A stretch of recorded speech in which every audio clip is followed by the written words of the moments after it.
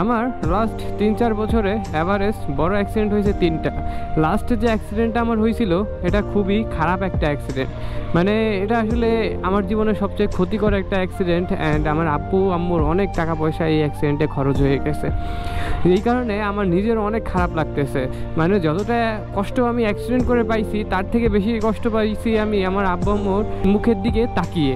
মানে কি বলবো ভাই, এটা এক্সপ্লেন করার মতো ক্ষমতা নাই। একটা না, দুইটা না, 3-4টা অ্যাক্সিডেন্ট যদি এরকম হয় তাহলে কি ভালো হয়? তাহলে কি এটাকে ভালো দেখায়? সমাজের লোক কি ভালো বলে? নিজের কাছেই তো কষ্ট লাগে মাঝে মাঝে, এই কারণে নিজের উপরই নিজের বিরক্ত লাগে। চলুন অ্যাক্সিডেন্ট হিস্টোরিটা আপনাদের কাছে আমি শেয়ার করি। সন্ধ্যার সময় অনেক ভাই আমাকে বলে যে শোন চলো ঘুরে আসি। তো আমি বললাম কোথায় যাবা? পরে বলছে চলো ভাটিয়াপাড়ার দিকে যাই।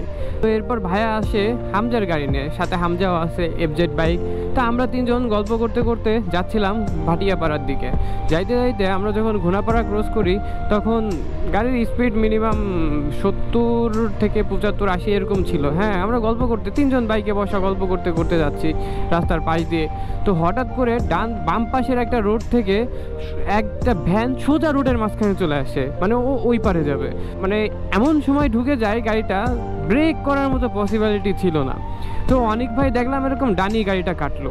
কাটার সাথে সাথে ওই ভ্যানওয়ালা করলো কি, রোডের মাঝখানে গাড়ি রেখে কেমন যেন আরও পিক আপ দিয়ে, মানে গাড়ি রানিংয়ে রয়েছে, ভ্যান রানিংয়ে রয়েছে, উনি নেমে গেল। ভ্যানটা আমরা ডানির দিক কেটে যাওয়ার পরও আমাদের সামনে চলে আসে। সাথে সাথে গাড়িটার সাথে আমার ধাক্কা লাগে, আমি পিছে বসেছিলাম। তো আমি 2জনের উপরে পড়ি। তা আমি মোটামুটি বুঝলাম যে আমার হয়তো ছুলবে না, বা ছুললে অল্প ছুলবে।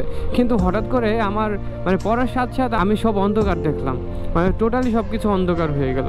অন্ধকার হয়ে যাওয়ার পর আর কি হবে, আমি চোখ খুললাম, দেখলাম যে আমি হাসপাতালে ভর্তি। দেন আমার কপালে ফেটে গেছে, মাথা মাঝখান থেকে ফেটে গেছে, কপালে 2 জায়গা কাটছে, অ্যান্ড থুতমার নিচে, ঠোঁটের নিচেও কাটছে আর কি। তো আমার কপালে সেলাই দিচ্ছে, এক জায়গায় পড়ছে 5টা, আর এক জায়গায় 2টা, আর থুতমার নিচে 3টা সেলাই পড়ছে। তো এতগুলা সেলাই। তো আমি ওই সময় একটু সেন্সে ছিলাম, কিন্তু এরপর আস্তে আস্তে আস্তে আস্তে আমার অবস্থা খারাপ হয়ে যায়। আমি সজাগ ছিলাম, মানে আমি সব কিছুই দেখতেছি, কিন্তু আমি সেন্সে ছিলাম না। আমার মাথার ভিতর যে মানে কি বলবো, এক কথায় যে ঘিলুর ভিতরে যে শিরাগুলা, সেই শিরাগুলার ভিতরে অনেক জ্বালা যন্ত্রণা হতো। বিদ্যুৎ চমকাইলে যেরকম জ্বালা যন্ত্রণা হয় ওরকম জ্বালা যন্ত্রণা হতো। 6টা দিন আমি বেডে ছিলাম, আমার কোনো হুঁশ ছিল না, ঘুমের ওষুধের উপরে ছিলাম।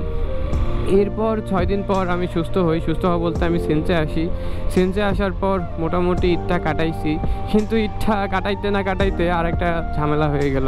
হোসাইন ভাইয়ের গাড়ি ছিল এলিয়ন একটা, ওটা আমি নিজে পছন্দ করছিলাম ভাইয়ের জন্য, ভাইয়া আমার পছন্দটা রাখে, আর গাড়িটাও ফ্রেশ কন্ডিশন ছিল, পোর্ট কন্ডিশন, যে কারণে ভাইয়া গাড়িটা বাই করে। 3 মাস হয়েছে গাড়িটার বয়স। আমরা ওই গাড়িতে সবসময়ের জন্য ঘোরাঘুরি করতাম। তো রাতে ঘোরাঘুরি করার পর ভাইয়া আমাদের বাসায় নামাই দিয়ে চলে যায়। আমি ভাইকে বাসায় নামাই দিয়ে টুঙ্গিপাড়ায় যাওয়ার পথে গাড়িটার অ্যাক্সিডেন্ট হয়। ভাইয়ার তেমন কোনো ক্ষয়ক্ষতি হয়নি, কিন্তু গাড়িটা একদম শেষ হয়ে গেছে। তো ভাই বর্তমান সময় এরকমই চলতেছে। আমাদের টিমমেট যারা আছে তাদের অবস্থা অনেক খারাপ। আমরা টিমমেটে 4 জন আছি, 4 জনই অ্যাক্সিডেন্টের শিকার হলাম। তো সবাই আমার জন্য দোয়া করবেন যেন আগামীতে দিনগুলো অনেক সুন্দর হয়, আর এরকম বিপদ আপদ না হয়। আমার আসলে মনের ভিতর অনেক কষ্ট ভাই, জমানো সব কিছুই শেষ, মানে যা ছিল সব কিছুই শেষ, এক এক করে সব কিছুই শেষ হয়ে যাচ্ছে। বুকের ভিতর অনেক কষ্ট, মনের ভিতর অনেক কষ্ট জমা আছে, অনেক পাথর জমা আছে, যেগুলো আসলে এক্সপ্লেন করার ক্ষমতা আমার নাই। তো সবাই আমাদের জন্য দোয়া করবেন যেন যা গেছে এর দ্বিগুণ আসে। অবশ্যই আল্লাহ যাই হোক, আল্লাহর কপালে বিপদ লেখা ছিল, হয়ে গেছে, ইনশাল্লাহ এর থেকে ভালো কিছু আমাদের জন্য ওয়েট করতেছে। এই কারণে হয়তো আল্লাহ এগুলো নিয়ে গেছে।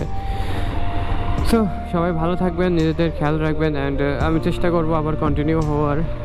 আল্লাহ ভরসা।